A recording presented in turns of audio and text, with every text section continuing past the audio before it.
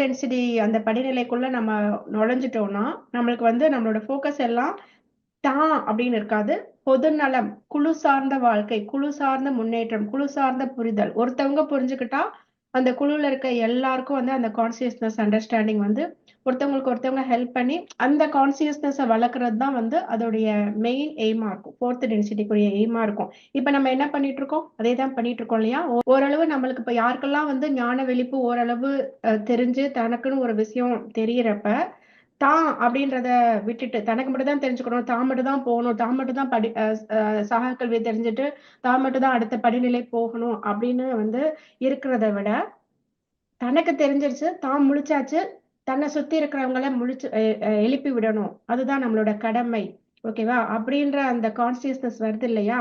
தான் முழிச்சா பத்தாது, சுத்தி இருக்கிறவங்களையும் எழுப்பி விட்டு அடுத்த படிநிலையை நோக்கி கொண்டு போணும். எல்லாம் சேர்ந்து தான் போ முடியும்.